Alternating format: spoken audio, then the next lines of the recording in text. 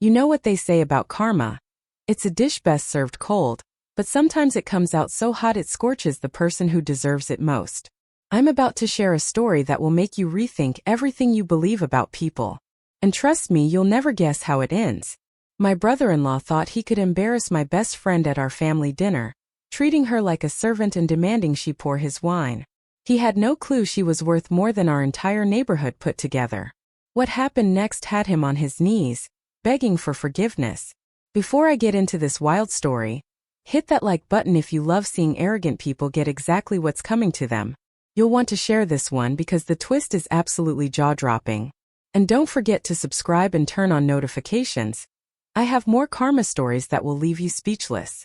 Let me introduce the cast. I'm Maya, 28, a marketing professional who's always been a little too passionate about standing up for what's right.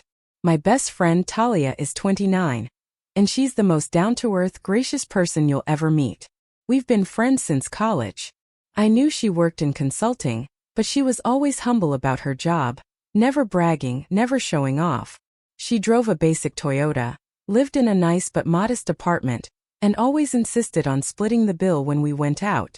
Then there's my brother-in-law, Colin, 35, a corporate attorney who thinks his law degree makes him king of the world. He's married to my sister, Serena, who's 31 and, unfortunately, inherited our family's habit of avoiding conflict at all costs.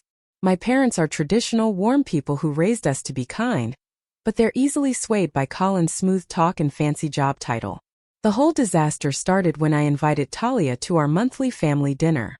We'd been friends for 7 years, but she'd never met my family. Every time I brought it up, she'd politely change the subject or make an excuse. Looking back, I get why she hesitated, but at the time I just thought she was shy. "Come on, Talia," I said over coffee one afternoon. "My family's going to love you. My mom makes the best lasagna, and my dad's jokes are so bad they're good. It'll be fun." She gave me this look, half smile, half worry, and said something that should have been a red flag. "Are you sure they'll be comfortable with me there? Sometimes these family things can get awkward." I brushed off her concerns, promised her everything would be perfect, and finally convinced her to come. The night of the dinner, Talia arrived at my parents' house in a simple black dress and minimal jewelry. She looked elegant but understated, just as she'd promised. She brought a bottle of wine and homemade cookies for my parents, which made me so proud. This was my best friend, thoughtful, genuine, and kind. What I didn't realize was that Colin was sizing her up from the moment she walked in.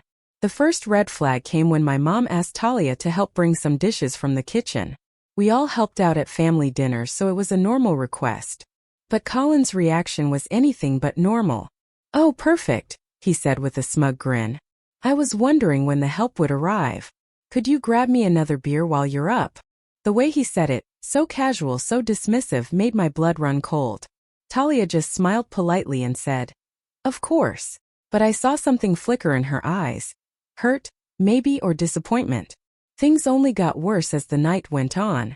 Colin started making these subtle digs about her background, asking pointed questions about where she went to school, what her parents did, whether she had student loans. Each question was designed to put him at the top of some imaginary hierarchy. When Talia mentioned she grew up in a modest neighborhood, Colin actually laughed and said, "Well, at least you're honest about it. I respect people who know their place." The breaking point came during dessert.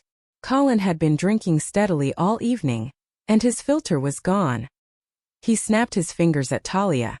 Actually snapped his fingers like she was a servant and said, "Hey, could you top off my wine and clear these plates while you're at it?" The whole table went silent. My parents looked mortified. Serena stared at her hands. I felt rage building in my chest like a volcano, but Talia stayed perfectly calm. She excused herself to use the bathroom, and something told me to follow her. I found her in the hallway, quietly making a phone call.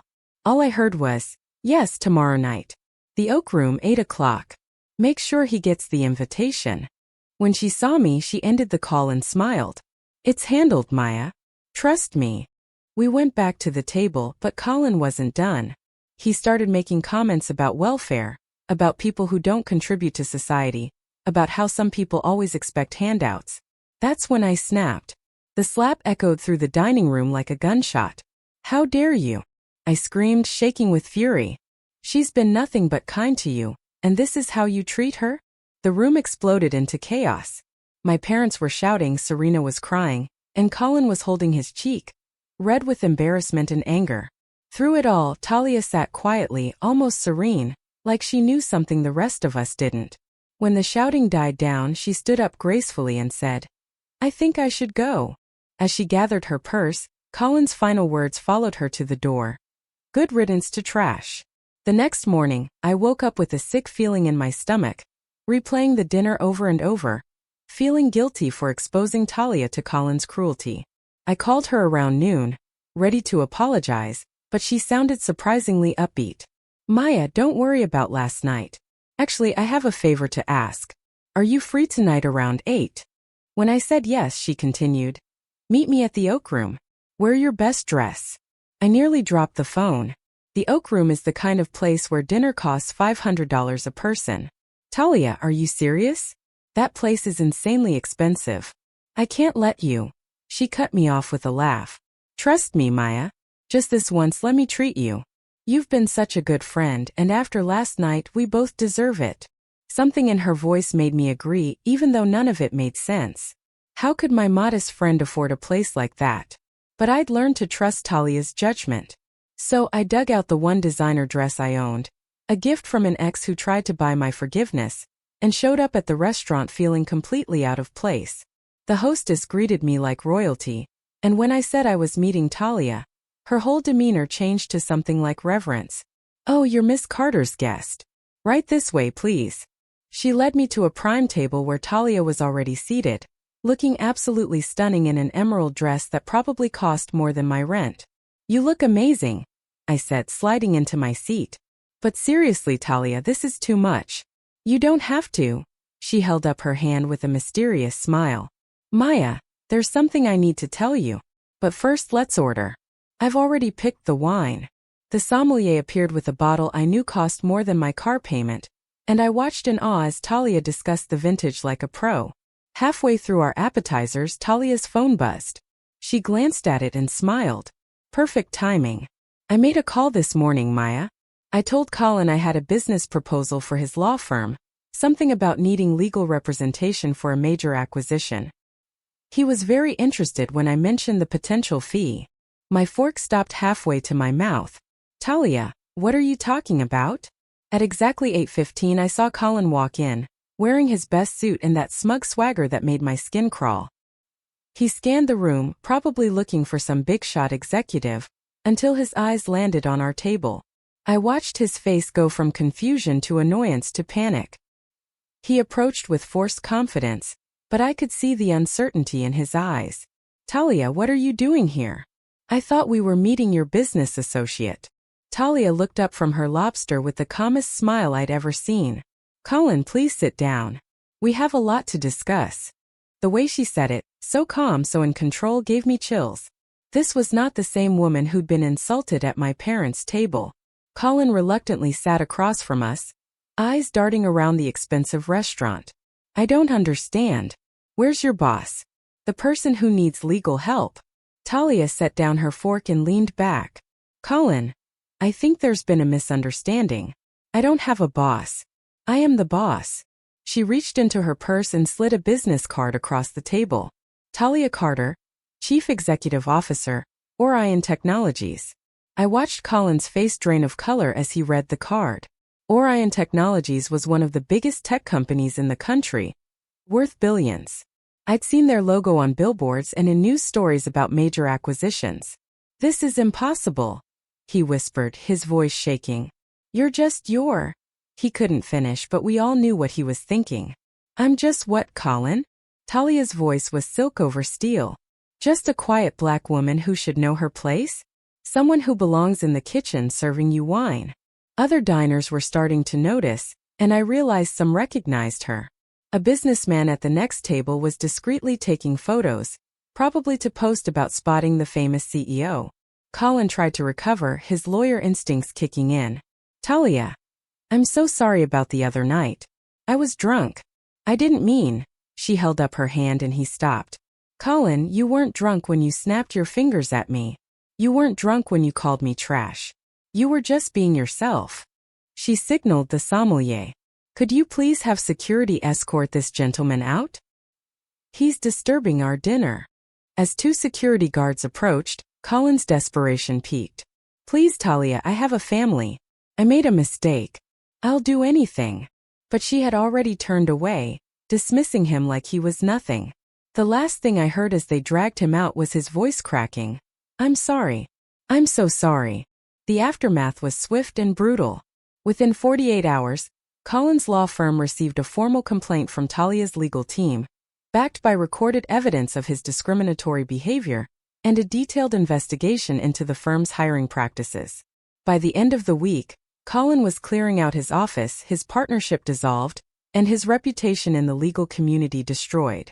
The firm's managing partners publicly apologized and implemented new diversity training, but the damage to Colin's career was permanent. My sister Serena called me in tears 3 days later. Maya, I'm filing for divorce. I can't believe I was married to someone capable of that kind of cruelty. I'm so sorry about what happened to Talia. For the first time in years, I heard real strength in my sister's voice. She'd finally seen her husband for who he was, and she was done making excuses. My parents were devastated by their own silence during the dinner.